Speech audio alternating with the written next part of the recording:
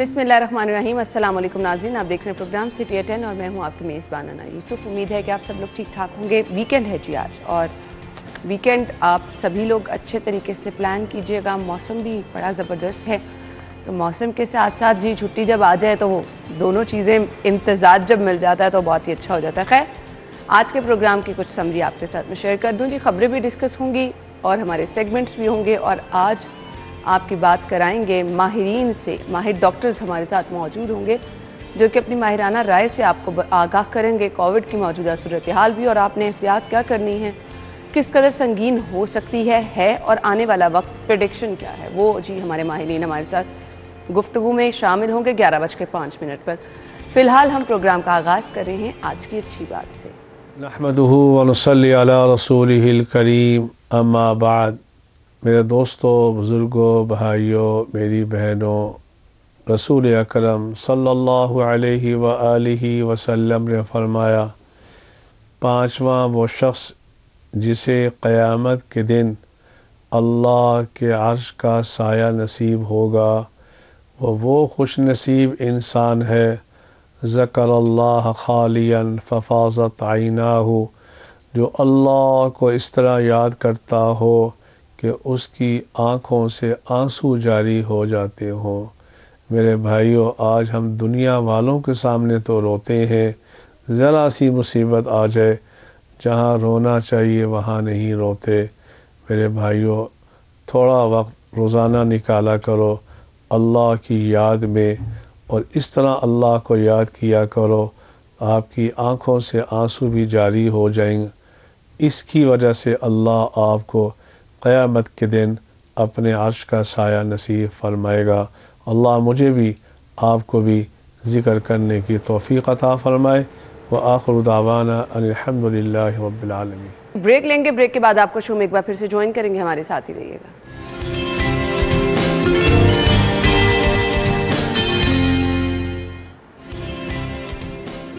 Studio में आपको एक बार फिर से खुश आमदीद कहेंगे। आज की खबरें हमारे पास क्या हैं, टॉप स्टोरीज उनकी तरफ बढ़ेंगे। पहली खबर है, शहर में जराइम की शरह कम ना हो सकी, सिर्फ एक साल में स्ट्रीट क्राइम की शरह। स्कूलों में बड़े हादसे का खतरा, 90% स्कूलों में आग बुझाने वाले सिलेंडर ना होने का इंकशाफ।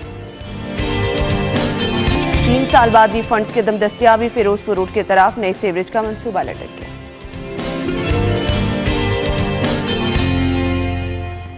जी तो नाज़रीन, टॉप स्टोरीज आप जान चुके हैं। आज की पहली खबर की तरफ बढ़ेंगे।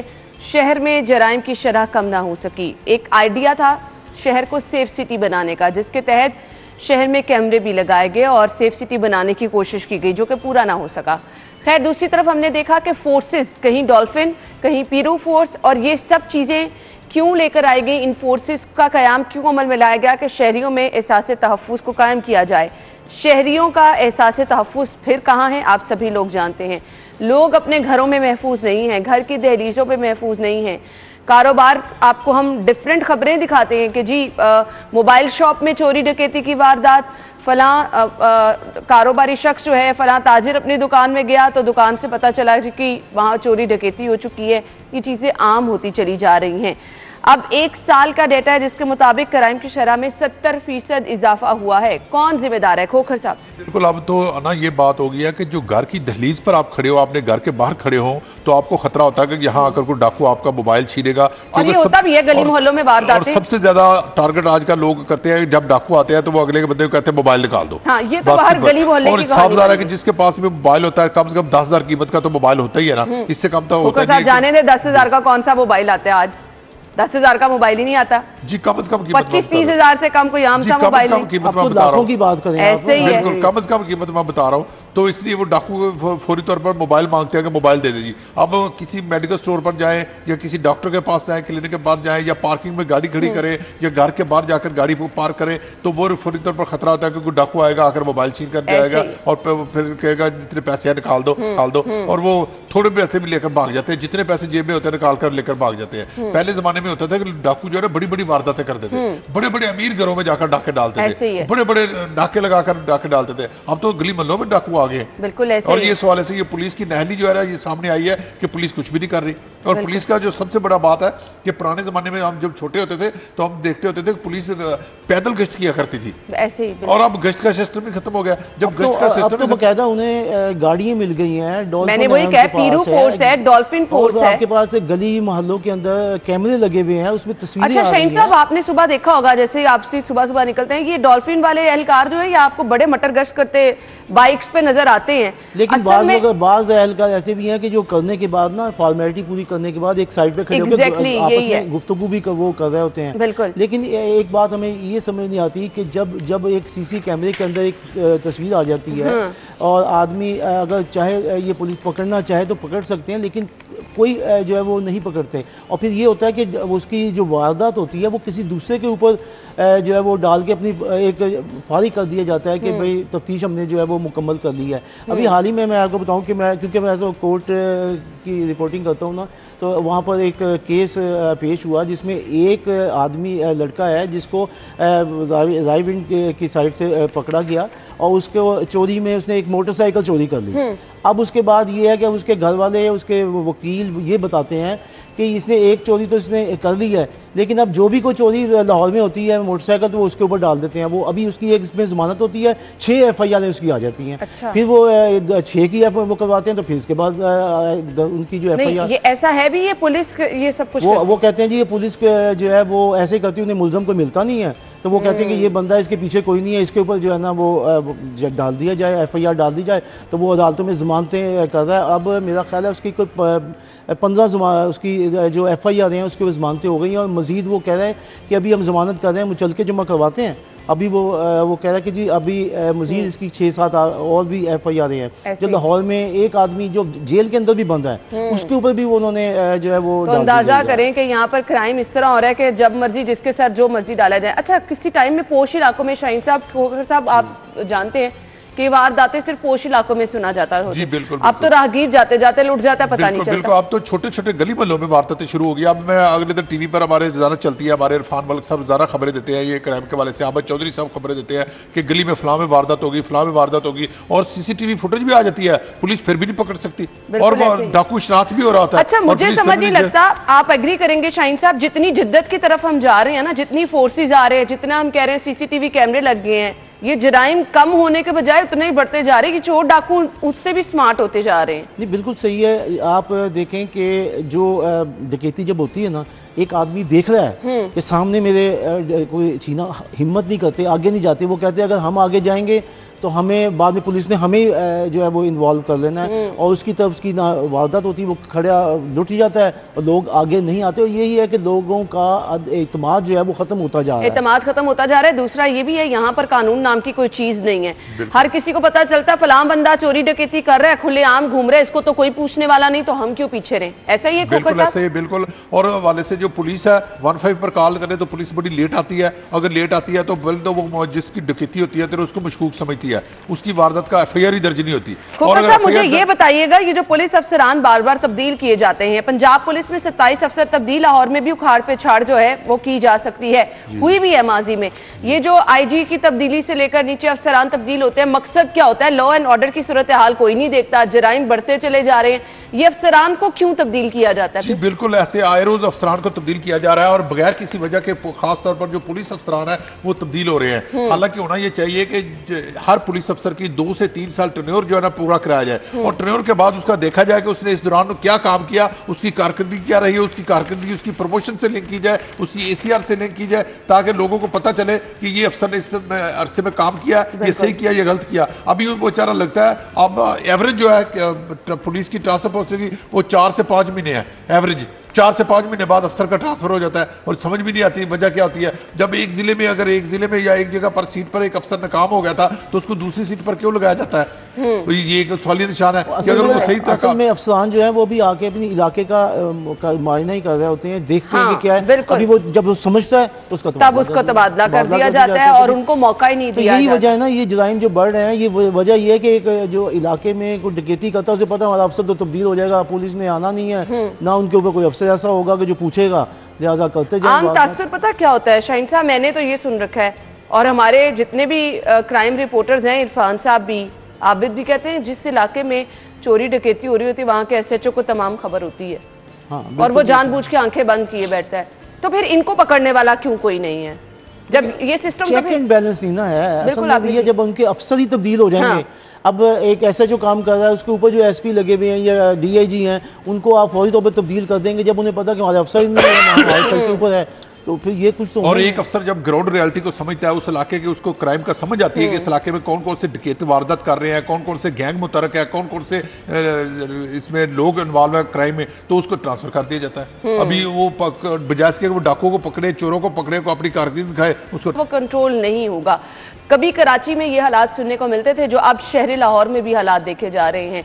इसका जिम्मेदार कौन है? मेरे ख्याल से सिर्फ दावों और वादों तक बात रह जाती है कि जी आपने थाना कल्चर तब्दील करना है, आपने शहर में शहरियों को एहसास तहफ़्फ़ुज़ देना है, आपने सेफ सिटी बनाना है। किस हद तक हम सेफ सिटी बनाने में कामयाब हुए ये अब किसी से ढकी छुपी बात नहीं है। फिलहाल हमने एक ब्रेक लेनी है, ब्रेक के बाद आएंगे अपनी अगली खबर की तरफ। स्कूलों में बड़े हादसे का खतरा, ये खतरा क्या है, इस तरफ आएंगे, हमारे साथ ही रहिएगा।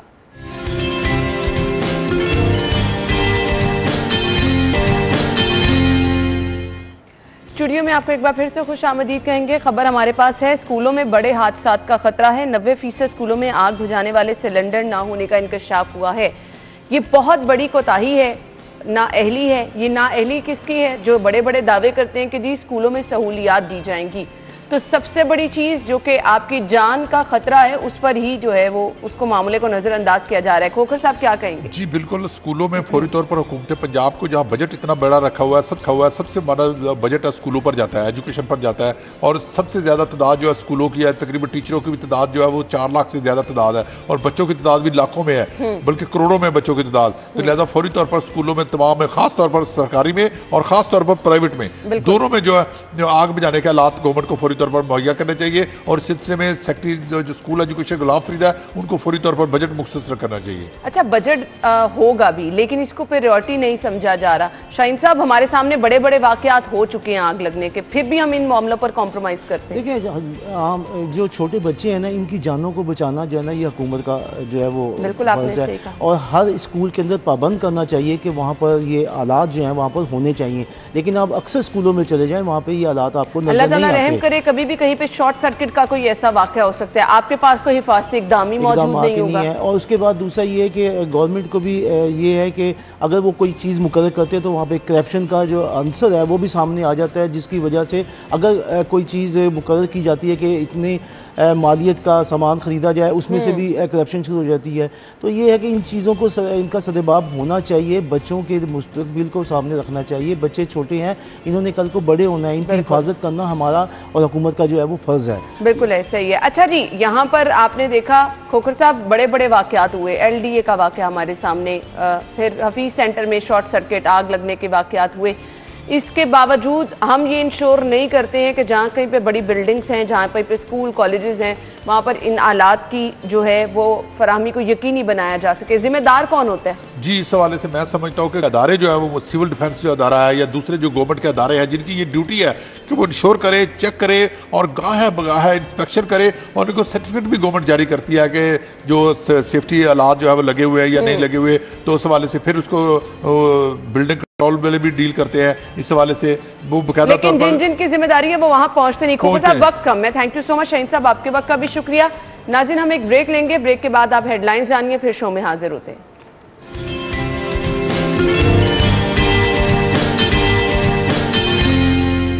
प्रोग्राम में आपको खुशामदीद कहेंगे। प्रोग्राम के इस हिस्से में जी मैंने जैसे कि स्टार्ट में कहा था कि आज हमारे साथ माहिरीन मौजूद होंगे जिनकी राय से हम आपको आगाह करेंगे, आपको बताएंगे कि हर तरफ लोग तो हमें बहुत ही रिलैक्स नज़र आ रहे हैं। ये टाइम है रिलैक्स होने का या नहीं? क्या लोग आदतन ऐसे हो गए हैं कि बड़ी से बड़ी मुसीबत आई गुजरी और दोबारा उसके वो चांक्स हम कह रहे हैं आ रहे हैं, तो लोगों को लग रहा है कि अब ये कुछ नहीं रहा। कुछ ह्यूमन साइकी भी डिस्कस करेंगे, कुछ ये भी हमने डिस्कस करना है कि ये 5वीं लहर जिसमें लोग बिल्कुल एहतियात नहीं कर रहे, क्या वाकई ही ओमिक्रॉन ख़तरनाक नहीं है? क्या वाकई ही हम लोगों को बिल्कुल ईजी रहना है?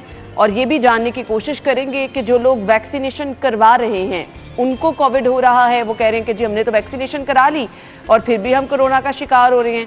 कुछ लोग ऐसे हैं वैक्सीनेशन के बाद बिल्कुल एहतियात नहीं कर रहे, कुछ लोग ऐसे हैं जो सिरे से ही वैक्सीनेशन नहीं करा रहे। तो इस तमाम तर सूरत हाल पर हम बात करेंगे। स्टूडियो में हमारे साथ जो हमारे मेहमान मौजूद हैं, तारुफ आपके साथ कराना चाहूंगी। Vice chairman King Edward medical university professor doctor Khalid Masood Gondal sahab ने हमें ज्वाइन किया है। उनके साथ तशरीफ फरमा है प्रोफेसर अली मदी हाशमी, जो कि professor of psychiatry king Edward medical university हैं। अपने मेहमानों को खुश आमदीद कहेंगे। अस्सलाम वालेकुम। वालेकुम अस्सलाम। क्या हाल चाल है? अल्लाह का शुक्र, ठीक ठाक। बहुत बहुत शुक्रिया डॉक्टर साहब। मैंने तो काफ़ी अरसे से हम चाह रहे थे आप यहाँ पर आएँ और अपनी राय से आगाह करें। हम टाइम टू टाइम डॉक्टर्स को तो मदऊ करते रहते हैं, लेकिन हमारी खुशकिस्मती आज आप हमारे साथ मौजूद हैं। क्या कहना चाहेंगे लाहौरियों को? जिस तरह से हमने देखा, बिल्कुल भी कोविड का वो जो एक डर था वो ख़त्म हो चुका है, लोग एहतियात नहीं कर रहे। क्या वाकई ही ओमिक्रॉन ख़तरनाक नहीं है? देखिए जी, इसमें कोविड की ये 5th वेव चल रही है और ओमिक्रॉन है। अब ओमिक्रॉन के बारे में जितनी रिसर्च और स्टडी और हमारी ऑब्जर्वेशन है, इसको हमें सीरियस लेना चाहिए। It's not like the common cold जो कि एक मिथ है, ऐसी बात बिल्कुल नहीं है। ये उसी तरह का कोरोना वायरस की एक वेरिएंट है और इसमें उसी तरह की जो प्रिकॉशनरी मेजर्स हैं वो इम्पॉर्टेंट हैं और ये ख़तरनाक है अगर एहतियाती मेजर्स हमने अडॉप्ट ना की। और ख़ास तौर पे जो वैक्सीनेशन है, अगर वैक्सीनेशन की तरफ हम नहीं गए या जो लोग वैक्सीनेटेड नहीं हैं उनमें हमारे सामने जो पेशेंट्स आ रहे हैं उनके लिए ओमिक्रॉन उनको इफ़ेक्ट कर रहा है उनकी health. And we should take this very seriously, एहतियाती तदाबीर के हिसाब से और वैक्सीनेशन के हिसाब से। सही, वैक्सीनेशन एक बहुत अहम जुज़ है, इस पर हम ज़रूर डिस्कशन करेंगे। प्रोफेसर अली मदी साहब की तरफ मैं जाना चाहूँगी। कुछ ह्यूमन साइकी में आपसे जानना चाहूँगी। हम जिस चीज़ के आदी हो जाते हैं ना तो उसका कोई शौक भी, दोनों अनासर पॉजिटिव भी नेगेटिव भी ख़त्म हो जाता है। आप अब कोविड को ही ले लें, एक जब स्टार्ट में हम देखा लोगों में खौफ था, लोग घर से बाहर निकलते हुए डर रहे थे, घर वापस आते थे, प्रॉपर तौर पर सब लोग जो है वो SOPs फॉलो कर रहे थे। अब लोगों क्या ह्यूमन साइकी है, लोग क्यों इसको नज़रअंदाज कर रहे हैं? इसमें जी दो बातें हैं। एक तो ये कि एक तो बहुत शुक्रिया कि आपने हमें मदऊ किया, मुझे और वाइस चांसलर साहब को। सबसे बड़ी बात तो ये है कि इसको इस तरह से समझना आसान है कि एक तो कोविड-19 का पेंडेमिक है, एक जहनी बीमारियों का पेंडेमिक है जो कोविड से पहले से चल रहा है, पूरी दुनिया में चल रहा है, उसकी शरह बढ़ रही है, लोगों की तादाद बढ़ रही है। कोविड के दौरान क्योंकि लोग बीमार रहे, दाखिल रहे, फैमिली मेम्बर्स की अमवात हुई, लोगों की सीरियस हॉस्पिटलाइजेशन हुई और उसके अलावा सियासी और समाजी बहुत ये बेरोज़गारी और वो जॉब्स का मसला वो सारा कुछ हुआ, तो उसकी वजह से जहनी बीमारियों की शरह बहुत ज़्यादा बढ़ गई है। कोविड के दौरान उससे पहले भी थी, अब भी बहुत ज़्यादा बढ़ गई है। मेरा ख्याल आपने जो बात की कि क्या वजह है कि लोग वैक्सीनेशन लगवाने से घबरा रहे हैं, एहतियाती तदाबीर को फॉलो नहीं कर रहे हैं, उसमें एक तो उसको आप कह लें पेंडेमिक फटीग का एक लफ्ज़ आज का इस्तेमाल हो रहा है कि लोग कह रहे हैं कि बस अब ख़त्म हो, हम चाहते हैं कि हमारी जान छूटे। तो असल में पेंडेमिक तो ख़त्म होते होते ही होगा, उसके लिए तदाबीर भी चाहिए, वैक्सीनेशन भी चाहिए। जिस तरह वाइस चांसलर साहब ने कहा कि वो ज़रूरी है कि उन सब चीज़ों पे हम अमल करते रहें। सिर्फ हमारे ख्वाहिश करने से तो वो चला नहीं जाएगा। अलबत्ता काफ़ी हद तक वैक्सीनेशन की शरह पाकिस्तान में बढ़ रही है, तकरीबन 50% से ऊपर है पंजाब में, पूरे मुल्क में 50% पे पहुँचने वाली है। उसके अलावा बूस्टर्स भी अब लगना शुरू हो गए हैं। तो पेंडेमिक आहिस्ता आहिस्ता जो है उसकी शिद्दत कम हो रही है, लेकिन हमें अपना जो एहतियाती तदाबीर हैं, जो हम गार्ड अपना है उसको नीचे नहीं अभी कर सकते, क्योंकि उससे वो फिर से दोबारा ये वेव्स उसी वक्त आती हैं। तो वो जस्ट बिकॉज हम कह रहे हैं कि हम तंग आ गए हैं, हमने शादियाँ भी करनी है, हमने खाने भी खाने हैं, हमने पार्टियाँ भी करनी है, उससे मामला ज़रा ख़राब होता है। बिल्कुल ऐसे। डॉक्टर साहब, लोग कहते हैं ये आम नज़ला ज़ुकाम बुखार है, हमें हर सीज़न में होता था और अब भी हो रहा है, अब इसमें एहतियात की ज़रूरत नहीं, वही आम दवाइयाँ आप खाएं। 6-7 दिन पहले भी नज़ला ज़ुकाम बुखार ले जाता था, अब भी लेके जा रहे हैं। अब अक्सर लोग कहते हैं मीडिया भी खौफ फैला रहे हैं, आप लोग भी बैठ के हमें डरा रहे हैं। क्या वाकई ही इसको हम आम नज़ला ज़ुकाम बुखार से रिलेट कर सकते हैं? देखिए जी, हकीकत और चीज़ होती है, खौफ और चीज़ होती है, फैक्ट और चीज़ है, मिथ और चीज़ है। एग्जैक्टली। ये मिथ है कि आम नज़ला ज़ुकाम है, फैक्ट ये कि आम नज़ला ज़ुकाम नहीं है। अब दो चीज़ें मैं आपसे करना चाहता हूँ। जो हमारी ऑब्जर्वेशन है, लाइक म्यू हॉस्पिटल हमारा किंग एडवर्ड का मेन अटैच हॉस्पिटल है और मैं ये समझता हूँ कि जून में हमारे पास जून 2021 में पीक हाईएस्ट थी जिसमें 400+ पेशेंट थे। और आपको जान के खुशी होगी कि म्यू इज़ वन हॉस्पिटल जहाँ किसी एक मरीज़ को इनकार नहीं किया गया, अद्वियात फ्री ऑफ कास्ट दी गई, पूरी तरह लुक आफ्टर किया गया। उस वक्त तो चूँकि वैक्सीनेशन भी इस अंदाज में नहीं थी और तादाद भी ज़्यादा थी। अब वैक्सीनेटेड लोग 50% हैं। अब हमारा एक्सपीरियंस डिफरेंट है, यानी आज के दिन म्यू में पेशेंट 80+ के करीब है। लेकिन हमारा तजर्बा ये है कि 90% पेशेंट जो आईसीयू ऑक्सीजन डिपेंडेंट और जो सीरियसनेस की तरफ जो सीरियसनेस से बचे हुए 90% पेशेंट वो हैं जो वैक्सीनेटेड हैं and they are relatively safe. जो पेशेंट आईसीयू या दूसरी तरफ जा रहे हैं 10% के करीब पेशेंट वो जो वैक्सीनेटेड नहीं है। तो ओमिक्रॉन जो है वो that should be taken seriously, very seriously. लेकिन ये जो आप नज़ला ज़ुकाम वाली बात कर रहे हैं ना, जो पेशेंट वैक्सीनेटेड हैं उनमें ये इफ़ेक्ट कम कर रही है, वो घर में रह के इलाज कर सकते हैं। लेकिन जो वैक्सीनेटेड पेशेंट नहीं है, जिनकी वैक्सीनेशन नहीं है, उनको ये इफ़ेक्ट कर रही है। तो दो चीज़ों की तरफ हमने जाना है। एक चीज़ तो ये कि खुदा ना खास्ता अगर हमारी वैक्सीनेशन नहीं है तो वैक्सीनेशन हमें फौरी तौर पे करानी है। और अगर हम वैक्सीनेटेड हैं और ओमिक्रॉन हुआ हमें, तो हमें एहतियाती तदाबीर वही करनी है जो कोरोना में करते थे, आल्दो आपको इफ़ेक्ट वो एक कम शिद्दत के साथ करेगी। और अगर खुदा न खासा आप वैक्सीनेटेड नहीं और इफ़ेक्ट हो गए हैं तो फिर आपको जो एहतियात है वो और ज़्यादा करनी पड़ेगी ताकि आप कॉम्प्लिकेशन से बचें। सही जी, तो ये आपने सुन लिया है कि जी आपको एहतियात और ज़्यादा करनी पड़ेगी। अच्छा जी डॉक्टर साहब, आपसे मैं जानना चाहूँगी, दो तरह के लोग हैं, बार बार डिनाइल उनकी तरफ से है जी हमने वैक्सीनेशन नहीं करानी। ये क्या खौफ है कि हमें कुछ हो जाएगा? हमने सोशल मीडिया में बड़ी फ़नी चीज़ें भी सुनी कि 2 साल बाद आप मर जाएंगे अगर आप वैक्सीनेशन करा लेंगे। अब कुछ लोगों पर ये फ़नी चीज़ें भी असरअंदाज हो जाती हैं, ये कैसा खौफ होता है? इसमें जी पिछले साल जब ये आया था और गवर्नर पंजाब साहब ने हमारा टेली मेडिसिन सेंटर को इनॉग्रेट किया था, इसीलिए क्योंकि हमारे मेयो में पूरा हॉस्पिटल सिर्फ कोविड पेशेंट्स के लिए था, आउट पेशेंट ओपीडी डिपार्टमेंट हमारे काफ़ी अर्सा बंद रहे थे।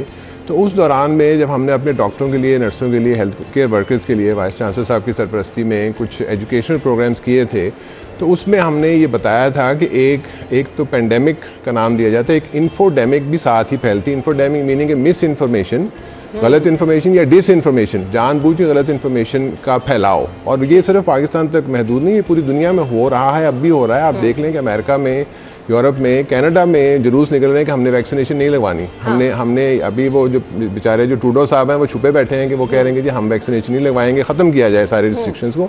तो ये सिर्फ पाकिस्तान का मामला नहीं है, वो डिस इन्फॉर्मेशन और मिस इन्फॉर्मेशन भी ऐसे ही फैलती है इन्फोडेमिक की तरह पूरे। और अब क्योंकि ये जो मीन्स ऑफ कम्युनिकेशन है, आपका व्हाट्सएप है, आपकी फेसबुक है, आपका ट्विटर है, आपका सोशल मीडिया है, चंद सेकंडों में एक खबर पूरी दुनिया में फैल जाती है। वो फेक ही हो तो और फिर जैसे पहले बात की कि पेंडेमिक फटीग है, लोग चाहते हैं ख़त्म हो, ज़िंदगियाँ वापस मामूल पे आएँ, स्कूल खुलें, कॉलेज खुलें, हम इसको भूल जाएं। उसको फिर आप कंबाइन करें मिस इन्फॉर्मेशन से, गलत इन्फॉर्मेशन या डिस इन्फॉर्मेशन, जो जानबूझ के लोग गलत इन्फॉर्मेशन फैला रहे हैं, और फिर वो फैलना शुरू हो जाए, उससे ये चीज़ फिर ज़्यादा एग्रेवेट हो जाती है। इसको मीडिया के थ्रू, सोशल मीडिया के थ्रू, इन सारे प्लेटफॉर्म्स के थ्रू इसको काउंटर करने की ज़रूरत है कि जिस तरह आपने आज बुलाया कि ये मामला आते हैं, लोगों को सही इन्फॉर्मेशन पहुंचाने का मकसद भी ये था। अच्छा जी, मैंने एक बड़ी लोगों से ये सुना है कि डॉक्टर साहब ये आप अपनी माहिराना राय बताइएगा, लोग कहते हैं वैक्सीन बनाने में तो साल हर साल लग जाते हैं, ये कैसी वैक्सीन है कि कुछ ही अरसे में बन गई, इसमें तो बहुत सारे मसाइल हो सकते हैं, इसलिए हम नहीं लगाएंगे। देखिए, जो दो चीज़ें, जो वैक्सीन बनाने के तमाम स्टेप्स हैं, हाँ जी, वो इन पे पूरे किए गए। आप देखें ना कि जो कोरोना की बात वो शुरू हुई जनवरी 2020 में, और वैक्सीनेशन के आने में महीने लगे। महीनों में वो तमाम तजर्बात के लेबॉर्ट्री के हैं, एनिमल के हैं, पायलट प्रोजेक्ट है, फिर उसके ह्यूमन ट्रायल हैं इसके बाद। और इस वक्त जो चीज़ सामने है, जो स्टडीज़ हैं और हमारी अपनी ऑब्जर्वेशन भी है कि ये वैक्सीनेशन जो आपके पास मौजूद है सारी, ये साइनोफार्म ले लें, ये फाइजर ले लें, मॉडर्ना ले लें, they all are very effective. But important चीज़ ये पब्लिक के लिए मैसेज है कि वैक्सीन की दोनों डोजेज़ लगवाएं, और जो दोनों डोजेज़ लगवा चुके हैं और रिस्क में हैं, इसमें हेल्थ केयर वर्कर्स हैं, एल्डरली हैं, please they should go for the booster dose, जैसे गवर्नमेंट की रिकमेंडेशन है। और हमारी ऑब्जर्वेशन ये है कि जिन्होंने दोनों डोजेज़ लगवाई और जिन्होंने बूस्टर डोज लगवाई, उनको कोरोना या तो हो ही नहीं रही, या अगर हो रही है तो वो लाइक एजोमैक्स पैनाडल पे वो ठीक हो रहे हैं और घर में बैठ के उनका इलाज हो रहा है। इस वक्त जो मेयो में मरीज़ मौजूद हैं, उनकी जब हमने स्टडी की तो उसमें 80 to 90% लोग जो अस्पताल में आ रहे हैं वो हैं जिन्होंने वैक्सीनेशन नहीं की, और वैक्सीनेशन से जैसे ये बता रहे थे कि डरे हुए हैं। इस डर और खौफ को ख़त्म करना होगा। We will have to go for the mass vaccination, और गवर्नमेंट को क्रेडिट देना होगा कि इन तमाम हालात के बावजूद 50% से ज़्यादा पब्लिक का वैक्सीनेशन होना, ये इस वक्त हमारे एक इत्मीनान का बायस है कि हम तसल्ली के साथ बैठे हैं। That is because of the government drive of the vaccination. बिल्कुल आपने सही कहा। अच्छा डॉक्टर साहब, मुझे ब्रेक की तरफ जाना है, लेकिन फिर आके मुझे बहुत ही अहम क्वेश्चन ये करना है, क्योंकि मैं जब खुद इस मरहले से गुजरी तो मैं सोच रही थी कि मुझे क्या करना है। वैक्सीनेशन पे आपकी जो चॉइसेस हैं, कौन सी अच्छी वैक्सीनेशन है, कौन सी नहीं, मैं खुद सोच रही थी मुझे कौन सी वैक्सीनेशन करानी है। बहुत सारे लोग हमसे ये सवाल करते हैं कि आप प्लीज़ अपने शो में पूछिएगा। तो हम वापस आते हैं, इस पर बात करते हैं। नाज़रीन ब्रेक ले लेते हैं, ब्रेक के बाद ज्वाइन करेंगे।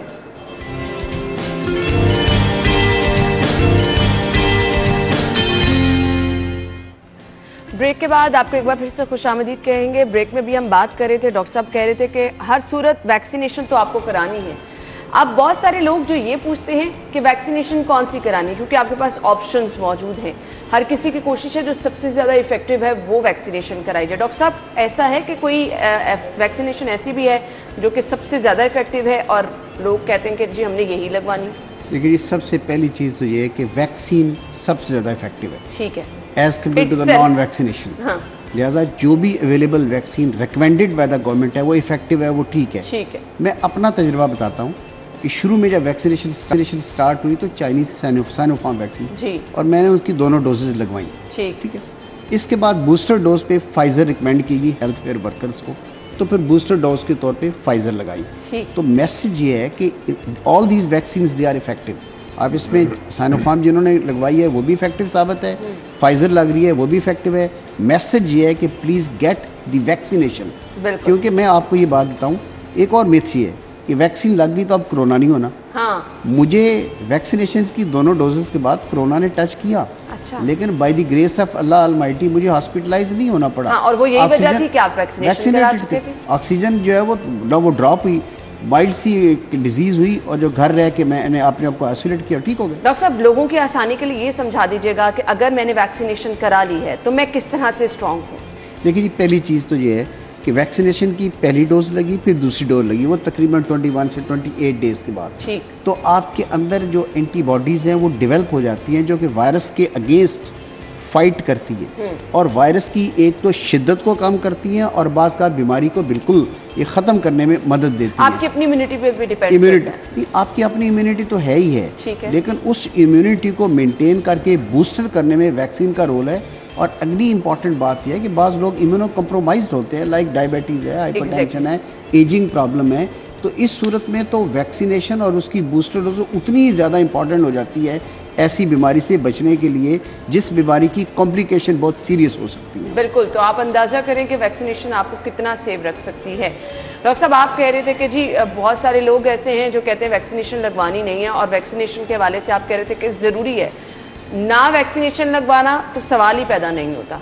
क्या कहेंगे? बिल्कुल आप ठीक कह रही हैं, क्योंकि ये जो अभी जो वेव ओमिक्रॉन की चल रही है, इसमें जो आदाद शुमार हमारे सामने आए हैं, आलमी भी और पाकिस्तानी भी, तकरीबन 97-98% लोग, जैसे बीसी साहब ने कहा, जो अस्पताल जिनको जाना पड़ा है, जिनको सीरियस कॉम्प्लिकेशंस हुई, वो अनवैक्सीनेटेड थे। पाकिस्तान में भी यही सूरत हाल है और आलमी सतह पे भी यही सूरत हाल है। तो इससे ये साबित, ये बार बार हो चुका है। अब तो हम कोविड से 2 साल से हम नवरद आजमा हैं। वैक्सीनेटेड लोगों में कॉम्प्लिकेशंस कम होती हैं, अस्पताल कम जाना पड़ता है, अमवात कम होती हैं, और ख़ास तौर पर वो पॉपुलेशन, जैसे बीसी साहब ने कहा, कि जिनको ऑलरेडी कॉम्प्लिकेशंस की रिस्क है, बूढ़े लोग जिनको ऑलरेडी मेडिकल प्रॉब्लम्स हैं, खुदा और ये तो प्रॉब्लम हम डायबिटीज़ ले लें, हाई ब्लड प्रेशर, आजकल हर दूसरे बंदे को, तो आप सोच सकते हैं कि कितनी ज़्यादा रिस्क पे ये लोग मौजूद हैं। खैर, एक बहुत अच्छी चीज़ टेलीमेडिसिन, हमने देखा कोविड में इसको जो है वो मुतारिफ कराया गया, और ये तजुर्बा कैसा रहा, बेसिकली आइडिया क्या था, किसका था, और अब आकर मुझे डॉक्टर साहब ने ब्रेक में बताया कि बहुत बड़े लेवल पर हर तरह से यहाँ पर डॉक्टर मौजूद हैं। आपको किसी भी किस्म की रहनुमाई चाहिए, नंबर हम स्क्रीन पर चला रहे हैं, इस नंबर पर आप कॉल कर सकते हैं, व्हाट्सएप कर सकते हैं, आपकी रहनुमाई की जाएगी, आपको डॉक्टर जो है अपनी माहिर राय से आगाह करेंगे। तो कौन कौन से डॉक्टर्स यहाँ पे मौजूद हैं, आई मीन किस किस डिपार्टमेंट के, वो हम डिटेल जानेंगे। डॉक्टर साहब, आइडिया क्या था बेसिकली? मेरे ख्याल ये एक बहुत इंपॉर्टेंट मैसेज है जो पब्लिक को ये जाना चाहिए। ये मार्च 2020 की बात है, जब पेशेंट ज़्यादा हॉस्पिटल में आ रहे थे और आउटडोर बंद हो चुका था। उस वक्त ये आइडिया तो था गवर्नर पंजाब चौधरी मोहम्मद सरवर साहब का। सही। उन्होंने तमाम वाइस चांसलर को इंस्ट्रक्शन दी कि जी टेली मेडिसिन डिपार्टमेंट इस्टेब्लिश करें, और UHS किंग एडवर्ड ने साइमल्टेनियसली इस्टेब्लिश किया। फिर गवर्नमेंट ऑफ पंजाब ने इसकी सरपरस्ती की, हमें पैटर्नाइज किया। और आपको जान के खुशी होगी कि we started with the tele corona help desk 24/7। Corona के तमाम पेशेंट उसमें किसी किस्म की इंफॉर्मेशन गाइडेंस ले सकते थे। फिर हमने कहा आउटडोर हमारा बंद है, लोग घरों में बैठे हैं, तो हमने 16 डेस्क कायम कर दिए, जो कि अभी स्क्रीनशॉट पे अगर आप डिस्प्ले करते हैं, जिसमें सर्जरी, मेडिसिन, गायनी ये तमाम मौजूद हैं। आज भी 8 से 2 बजे तक आप कंसल्टेशन कर सकते हैं हमारे स्पेशलिस्ट डॉक्टर से। और इसमें इंपॉर्टेंट चीज़, पहली चीज़ कि अवेयरनेस अबाउट द डिजीज़, फिर घर बैठे काउंसलिंग हो सकती है, फिर प्रिवेंटिव मेजर्स के बारे में बताया जाता है, फिर कुछ ऐसी बीमारियां लाइक स्किन की डिजीज़ हैं जो आउटडोर में आप नहीं आ सकते, आप स्काई व्हाट्सएप पे मशवरा ले सकते हैं, फॉलो अप के पेशेंट उस अंदाज में मशवरा ले सकते हैं। अगली इंपॉर्टेंट बात यह है कि अगर आपको कहीं ऐसी कि जहाँ डायरेक्ट कंसल्टेशन की ज़रूरत है इन द आउटडोर और विद द डॉक्टर, तो आपको गाइड किया जाता है कि इस दिन पे ये डॉक्टर मौजूद होंगे आपको गाइड करने के लिए, आपको देखने के लिए। और एक बहुत इंपॉर्टेंट चीज़, फीडबैक कैसा आ रहा है? ये अपनी नौयत का एक यूनिक आइडिया है। देखिए जी, मैं आपको चाहूँगा कि कभी आके खुद देखें। इस वक्त 16,000 पेशेंट जो हैं उनको हम टेली कंसल्टेशन की फैसिलिटी दे चुके हैं। जबरदस्त। मैं खुद जिन लोगों से मिलूंगी मैं उनसे कहूंगी कि खुदा ना खास्ता अगर किसी को प्रॉब्लम है तो इस नंबर पे वो कॉल करके राब्ता कर सकते हैं। अच्छा, एक मैं और आप ही को ये बात करने लगा हूँ, इन 16,000 पेशेंट का टोटल रिकॉर्ड हमारे पास है। फीडबैक इन तमाम से लिया 16,000 का, 98% ने कहा मुतमिन है। और हमारे वेबसाइट पे आप भी जाएं और नाजरीन जो सुन रहे हैं वो भी जाएं। इसमें हमने पेशेंट को एक फैसिलिटी दी है कि you can get the appointment and the timing. आप खुद भी वेबसाइट के जरिए वो क्लिक करके आप वो अपॉइंटमेंट ले लीजिएगा और मंडे को कॉल करके देखिएगा कि किस किस्म की जो आपका अपना एक्सपीरियंस है। बहुत ज़बरदस्त। अच्छा, ये डॉक्टर साहब, एक ह्यूमन साइकी होती है। आप जब भी कोई किसी भी बीमारी में मुब्तला होते हैं बड़ा सेंसिटिव हो जाते हैं, परेशान होते हैं। डॉक्टर के साथ आप बैठ के जब तक बात ना कर लें ना, आपको तसल्ली नहीं होती। फ़ोन पे अगर कुछ लोगों को लगता है पता नहीं हमें सही तरह से डॉक्टर्स हमारी रहनुमाई कर सकते, देख ले शायद तब हम ज़्यादा बेहतर हो जाएं। तो किस तरह से इस चीज़ को कटर किया जा रहा है? देखिए जी, जैसे कि वाइस चांसलर साहब ने कहा है, वैसे तो टेली मेडिसिन आलमी सतह पे एक इस्टेब्लिश तरीका है इलाज करने का। 20-25 साल से अमेरिका में, वलायत में सब जगह हो रहा है। हमें मौका मिला जब ये पेंडेमिक आया, गवर्नर पंजाब साहब ने हमें अप्रोच किया, वाइस चांसलर साहब की सरपरस्ती में सारा हमने काम शुरू किया। तो यहाँ पे भी अब वो काम शुरू कर दिया है। आपने ठीक कहा कि उसकी एक्सेप्टेंस यहाँ पे उस तरह से अभी नहीं है जिस तरह वलायत अमेरिका में है, क्योंकि लोग इस चीज़ से थोड़ा कतराते हैं कि जी हम मिलना चाहते हैं सब। अब उस वक्त जब हमने शुरू किया था वो मिलने का मामला तो मुश्किल था क्योंकि कोविड फैला हुआ था हमारे ऊपर, लेकिन अब वो चीज़ क्योंकि बेहतर हो गई है तो मिलने का ऑप्शन अवेलेबल है। टेली मेडिसिन जो है उसको अस्पताल के साथ जो लाइव सर्विसेज है, इन पर्सन सर्विसेज है, उनको एक कॉम्प्लीमेंट्री सर्विसेज के तौर पे हम ऑफर कर रहे हैं। आप मिल भी सकते हैं, आप आ भी सकते हैं, फ़ोन पे कर सकते हैं। और देखने वाला जो मामला है वीडियो कॉल के जरिए वो चीज़ भी की जा सकती है। आप ठीक कह रही हैं कि सामने सामने बैठ के बात कुछ और होती है, लेकिन वो ऑप्शन अवेलेबल है। और मिलने वाला जो मामला है उसके ऊपर टेली मेडिसिन जो ऑफर कर रही है कि पूरे पाकिस्तान से हमें कॉलें आती हैं, बल्कि पूरी दुनिया से कॉलें आती हैं। और अब हमारा इरादा ये है वाइस चांसलर साहब की सरपरस्ती में कि इस टेली मेडिसिन सर्विस को पूरे पंजाब में फैलाया जाए। सब जगह पे सेंटर्स कायम किए हैं जिसको हम KE से लिंक कर लें।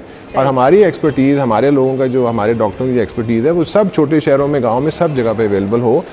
वो लोग जो चल के आते हैं, 4-4 घंटे की मुसाफत करके आते हैं, बसों में बैठ कर चल के आते हैं, खर्चा करते हैं, उसकी ज़रूरत नहीं है। वो हम टेली मेडिसिन की जरूरत सब जगह प्रोवाइड कर सकते हैं। अब बहुत सारे लोग ऐसे हैं जो कहते हैं कि जी हार्ट पेशेंट्स हैं, इनको वैक्सीनेशन करानी है, नहीं करानी, हामिला ख़वातीन हैं, उनको करानी है, नहीं करानी, फ़लाँ शख्स गुर्दों के मर्ज़ में मुब्तला है। इस पर मुझे डॉक्टर साहब की राय चाहिए कि क्या कहना चाहेंगे कि क्या हर तरह की बीमारी में मुब्तला लोगों को वैक्सीनेशन करानी है? इसमें भी लोग जो हैं वो मुख्तलिफ राय दे रहे हैं अपनी अपनी। इस पर बात करते हैं जी। ब्रेक का कहा जा रहा है, ब्रेक के बाद वापस आते हैं।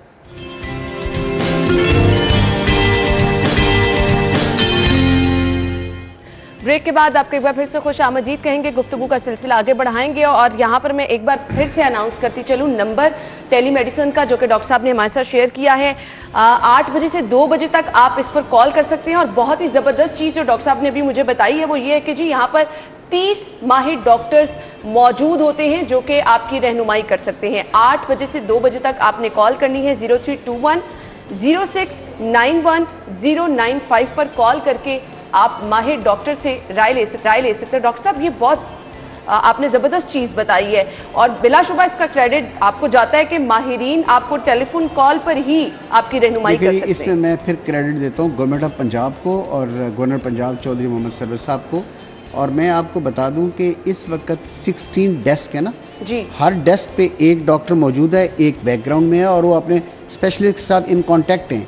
दुबई एक्सपो पे जब हम अपना ये प्रोजेक्ट लेके गए तो दुनिया ने इसको तस्लीम किया और अब मैक्सिमम कॉल बाहर के ममालिक से 45 कंट्री से आ रही हैं, दुबई से मैक्सिमम कॉल्स आ रही हैं। और इस टेली मेडिसिन के जो डिपार्टमेंट है, मैं आगा खान यूनिवर्सिटी के कॉन्वोकेशन में एज ए चीफ गेस्ट गया, उन्होंने इसकी तारीफ़ की और फिर इंटरनल और एक्सटर्नल इसका बड़ा अच्छा फीडबैक मिल रहा है। पब्लिक से मैं ये रिक्वेस्ट करूँगा कि KEMU की वेबसाइट को विज़िट करें, नंबर सामने आ जाएंगे, 8 से 2 बजे तक हमारे सारे माहिरीन मौजूद हैं, इनसे कॉन्टैक्ट करें और घर बैठे आप इस्तिफ़ादा हासिल कर सकते हैं। सही। अच्छा, डॉक्टर साहब ने बताया कि वहाँ पर साइकोलॉजिस्ट भी मौजूद हैं। डॉक्टर साहब किस तरह से रहनुमाई करते हैं लोगों की? उसमें ऐसा है कि आपको, जैसे आपने खुद ही जिक्र किया कि लोग थोड़ा सा रिलक्टेंट होते हैं जब फ़ोन पे बात करते हैं, वीडियो पे, तो डॉक्टर से उस तरह मिल नहीं रहे। तो हमारा फोकस, हमारा जो टेली साइकाइट्री डेस्क है, उस पर यह है कि लोगों को एडवाइस दी जाए, काउंसलिंग की जाए, बात की जाए, इन्फॉर्मेशन प्रोवाइड की जाए, और जो हमारे स्पेशलिस्ट कोलीग वहाँ बैठे हुए हैं उनसे अगर वो कोई इन्फॉर्मेशन चाह रहे हैं, अगर कोई सीरियस मामला है जिसमें कि किसी दवाई की ज़रूरत है, इस किस्म की चीज़ की ज़रूरत है, तो फिर हम कोशिश ये करते हैं कि उनको अस्पताल बुलवा लिया जाए ताकि तफसील से बैठ के बात हो सके। तो वहाँ पे ज़्यादा हम काउंसलिंग करते हैं, लोगों की जो फियर्स हैं रीअश्योरेंस करते हैं। कोई अगर बात करना चाह रहा है, सुनना चाह रहा है, कि वो चीज़ प्रोवाइड करते हैं। वो दवाइयों वाला मामला हम चाहते हैं कि उसके लिए, क्योंकि वो थोड़ा सा एक लेवल ऊपर वो हो जाती है, उसके लिए हम कहते हैं कि फिर आप तशरीफ़ लाएँ हॉस्पिटल, या अगर आप वक्त निकाल के आएँ, बैठ के बात तफसील से हो जाए, तो वो उस वक्त हम करते हैं। सही। डॉक्टर साहब, आपने कहा कि दूसरे ममालिक से, दुबई से, इवन दूसरे ममालिक से भी कॉल्स आ रही हैं और लोग टेलीमेडिसिन से मुस्तफ़िद हो रहे हैं, तो ये तो बहुत अच्छी चीज़ है। देखिए जी, मैंने हमारा जो स्टेटिस्टिक है 16,000 पेशेंट में पाकिस्तान के तमाम अजला से कॉल्स हैं, मैक्सिमम लाहौर से हैं, लेकिन कराची, खैबर और साउथ पंजाब से कॉल्स मौजूद हैं। और जो दुनिया है इसमें मैक्सिमम कॉल पहले सऊदी अरब से थी, दुबई एक्सपो के बाद दुबई से ज़्यादा। सो मिडिल ईस्ट से हमारे एक्सपैट्रिएट, लेकिन people are contacting us from America, Canada, Ireland, UK, developed world से भी जो हमारे लोग मौजूद हैं। और मैं बताऊं, कोविड के दिनों में प्रॉबेबली उनके अपने डॉक्टर से रब्ता इतना आसान नहीं था जितना पाकिस्तानी स्पेशलिस्ट से डॉक्टर आसान। बिल्कुल, आपने सही कहा। अच्छा जी डॉक्टर साहब, हमने ये बात की थी, जैसे कि ब्रेक में हम डिस्कस कर रहे थे कि म्यू हॉस्पिटल में टेस्ट की फैसिलिटी, लोग अभी भी इससे परेशान हैं कि कैसे वो फ्री टेस्ट कराएं। दूसरा, आपने जिक्र किया कि 24 घंटे वैक्सीनेशन की फैसिलिटी भी मौजूद है। तो क्या कहना चाहेंगे लोगों को, वैक्सीनेशन जिन्होंने करानी है या फिर जिन्होंने टेस्ट कराना है, उनके लिए क्या 24 आवर वो म्यू हॉस्पिटल का रुख कर सकते हैं? देखिए जी, म्यू हॉस्पिटल जो है ना, वो एक पेरेंट हॉस्पिटल है, साउथ एशिया का सबसे बड़ा, 2500 बेड्स, तमाम स्पेशलिटी। और फिर गवर्नमेंट ऑफ पंजाब को खराज अकीदत पेश करना चाहिए कि तमाम मरीज़ों के लिए फ्री ट्रीटमेंट की फैसिलिटी प्रोवाइड्स की। और पब्लिक को ये मैसेज है कि तमाम टेस्ट फ्री ऑफ कास्ट हमारी पैथोलॉजी लैब में मौजूद हैं, और वैक्सीनेशन की फैसिलिटी आउटडोर में भी है और सर्जिकल टावर में भी है। और अब सेहत इंसाफ कार्ड के ज़रिए भी ये फैसिलिटी इन जनरल ट्रीटमेंट की ये ले सकते हैं। लेकिन वैक्सीनेशन की फैसिलिटी के लिए ये मॉर्निंग के टाइम अगर आउटडोर में आएँ तो इनको क्यू में भी नहीं लगना पड़ेगा। और वैक्सीनेशन के लिए proper effective counter with monitoring हमारी मौजूद है, और तमाम पब्लिक के लिए सहूलत जो है that is available round the clock. जी, तो आप जा सकते हैं, चाहे आपने वैक्सीनेशन कराना है, टेस्ट कराना है कोविड का, आपके पास फैसिलिटी मौजूद है म्यू हॉस्पिटल में 24 घंटे। जैसे कि डॉक्टर साहब ने कहा कि अब आपको क्यू में लगने की ज़रूरत भी नहीं रहेगी। डॉक्टर साहब, आपसे मैं ये जानना चाहूँगी, हम बार बार बहुत सारे लोग यही सवाल पूछते हैं, क्या अब ये कोरोना ख़त्म नहीं होने वाला? ये हमारी ज़िंदगियों के साथ ही जुड़ा है, क्या हमने पूरी ज़िंदगी इसी तरह से मास्क पहने ही गुजार देनी है? देखिए जी, इसमें यह है कि जैसे कि जो ओमिक्रॉन का जो वेरिएंट है, इसके बारे में कुछ डाटा ये कहता है कि जो लोग पूरी तरह से वैक्सीनेटेड हैं, एहतियाती तदाबीर कर रहे हैं, उनके लिए ये उतना मुज़ी नहीं है जितना पिछला कोविड था। तो वायरस आहिस्ता आहिस्ता इत्तकाई अमल से गुजर के थोड़ा सा वीकन तो होता ही है, हर वायरस होता है। और ऐन मुमकिन है कि आज से 2-4-6 साल के बाद जिस तरह ज़ुकाम, खांसी, फ्लू होता है उस तरह का बन जाए, लेकिन उस वक्त तक वैक्सीनेशन और एहतियात बहरहाल ज़रूरी है, एक बात। दूसरी बात यह कि मास्क पहनना और एहतियाती तदाबीर जो कोरोना के हवाले से हम लोग बता रहे हैं, वो आपको और बहुत सी बीमारियों से भी बचाते हैं। आपका आम ज़ुकाम, नज़ला, खांसी, इस किस्म की चीज़ें हैं। लाहौर में स्मॉग का एक मसला है, पूरी दुनिया में है, यहाँ पे हमारे लाहौर में सर्दियों में वो बढ़ जाती है, उससे भी आपकी बचत होती है कि आपके लंग प्रोटेक्टेड रहते हैं। यानी यही SOPs है जिन पर आपको अमल करना है, वैक्सीनेशन करानी है। तो ये चीज़ें तो हमने डिस्कस कर ली। मुझे अभी कुछ ही देर पहले पता चला है, तो मैं ज़रूर यहाँ पर जिक्र करना चाहूँगी कि हमारे साथ प्रोफेसर अली मदी हाशमी साहब मौजूद हैं और फैज़ अहमद फैज़ साहब के ग्रैंडसन हैं। तो हमारे साथ इतना बड़ा नाम जुड़ा मौजूद है, तो कैसे हम कुछ सुने ना, क्या सुनाना चाहेंगे आप? मुझे ये वैसे ये जो शायरी पढ़ने का काम जो ये मेरे छोटे भाई करते हैं, उनका ये रोज़ का काम है, अदील हाशमी साहब का। लेकिन आपने क्योंकि ख़ास फरमाइश की थी तो 2-4 सतरें पढ़ देता हूँ आपको ये बाहर की आमद है। फैज़ साहब की नज़र मैं अदील से माजरत के साथ, क्योंकि वो तनकीद मुझ पर करते हैं कि तुम्हारा तलफ़ुज़ ठीक नहीं, तुम ठीक नहीं पढ़ते। बहरहाल सो नज़म का उन्वान है बहार आई। बहार आई तो जैसे एक बार लौट आए हैं फिर अदम से, वो ख्वाब सारे शबाब सारे जो तेरे होंठों पे मर मिटे थे, जो मिट के हर बार फिर जिए थे। निखर गए हैं गुलाब सारे जो तेरी यादों से मुश्कबू हैं, जो तेरे उशाक का लहू है। शुक्रिया। ज़बरदस्त, बहुत ज़बरदस्त। कोई लम्हा याद हो ऐसा जो आपको लगता हो कि मैं असल में बहुत छोटा था, लेकिन एक बात का जिक्र करते चलूँ। पिछले साल फैज़ साहब 2-3 दफ़ा मेयो अस्पताल में दाखिल रहे थे। उनकी वफ़ात भी मेयो अस्पताल में हुई थी। पिछले नवंबर में वीसी साहब ने खुद ही, गोंदल साहब ने आइडिया पेश किया कि वहाँ पे क्योंकि उनकी वफ़ात हुई थी, जिस कमरे में उनकी डेथ हुई थी ईस्ट मेडिकल वार्ड मेयो में, प्रोफेसर बल्कीस शबीर हमारी चेयर ऑफ मेडिसिन हैं, उन्होंने भी इस बात में की। तो वो एक पूरी तकरीब हमने वहाँ करवाई थी। वो कमरा जहाँ उनकी वफ़ात हुई थी वो उनके नाम मंसूब किया गया है, वहाँ पे एक प्लाक लगाया गया है। तो एक तरह से एक यादगार हमने प्रिजर्व की है मेयो अस्पताल के नाम से, किंग एडवर्ड के नाम से और फैज़ साहब के नाम से। बिलाशुबा ये बहुत अच्छी चीज़ है। डॉक्टर साहब, डॉक्टर्स के बारे में अक्सर कहा जाता है बड़ी खुश्क तबीयत के होते हैं, कुछ खास सेंस ऑफ ह्यूमर नहीं होती है। वाकई ऐसा होता है? आप फरागत के औकात में क्या करते हैं? नहीं, मैं ये समझता हूँ कि डॉक्टर वैसे चूँकि मसरूफियत पेशेंट के साथ होती है, और ये आपको मेरा ख्याल है कि दिस इज़ रॉन्ग इम्प्रेशन कि वो खुश तबीयत के होते हैं। आपके अपने ही शोबे में कई डॉक्टर्स का बड़ा नाम है। हमारे NGOs में डॉक्टर्स ने बड़ा काम किया है। अमजद साकिब, आसिफ अहमद जा, कहाँ काम किए। और मैं खुद भी एकेडमिक के साथ एक्स्ट्रा करिकुलर एक्टिविटीज़, ये तो आपको पता ही है, 2 यूनिवर्सिटी का वाइस चांसलर, 2 सिविल मैं वही कह रही हूँ, इतनी बड़ी जिम्मेदारियों के साथ, सारी माशाल्लाह क्वालिफिकेशन के साथ मैं एक्स्ट्रा करिकुलर एक्टिविटीज़ के लिए टाइम निकालता हूँ। इस वक्त बैडमिंटन इवनिंग में मेरा एक मशगला है, और मैं किंग एडवर्ड के स्टूडेंट्स के साथ काफ़ी मरतबा ये मैच खेल चुका हूँ, और by the grace of Allah almighty genuinely जीत जाता हूँ। अरे माशाल्लाह। अब कल का दिन चूँकि आज छुट्टी थी, तो कल का दिन मेरा फैमिली के साथ था, डिनर फैमिली के साथ किया, और रात को एक तरफ मेरा बेटा और मेरी बहू थी, दूसरी तरफ मैं और मेरा छोटा बेटा था। तो बड़ी खूबसूरत हमने लूडो की गेम लगाई, और 1 नंबर से मैं हार गया, और दैट वाज वेरी इंटरेस्टिंग। सो और इसी तरह घर के अंदर हमने टेबल टेनिस रखा हुआ है। बच्चे एक तरफ होते हैं, मैं और बेटा एक तरफ होते हैं, and we regularly play that. बिल्कुल, तो ये बहुत ज़बरदस्त चीज़ें हैं जी। हम अक्सर ये चीज़ें कहते हैं कि शायद टाइम ही नहीं मिलता, डॉक्टर्स की ज़िंदगी बड़ी मसरूफ़ होती है, और इतनी बड़ी जिम्मेदारियों के साथ आप फैमिली को भी टाइम दे रहे हैं और इतना अच्छा टाइम स्पेंड कर रहे हैं, तो ये तो बहुत अच्छी चीज़ है। फैमिली के साथ टाइम स्पेंड करने के लिए वक्त मिल जाता है, या फिर सारा टाइम ड्यूटी में ही गुजरता है? वाइस चांसलर साहब ने स्टार्ट जहाँ से किया था कि डॉक्टर की मसरूफियत तो बहुत ज़्यादा होती है।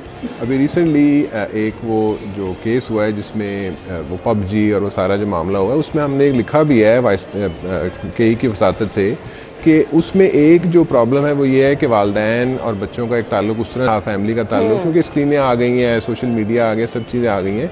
तो जो गोंदल साहब जो बता रहे हैं कि वो टाइम निकालना अपनी मसरूफियात से, हमने ये रखा हुआ है कि खाने की मेज़ पे स्क्रीन हम इस्तेमाल नहीं कर सकते। एक टेबल टेनिस की टेबल हमने भी रखी हुई है, कुछ ना कुछ बच्चों के साथ बैठ के वो टाइम स्पेंड करना उनके लिए भी ज़रूरी है, हमारे लिए भी ज़रूरी है। अपने तौर से लिखने पढ़ने का शौक़ है और चीज़ें भी हैं।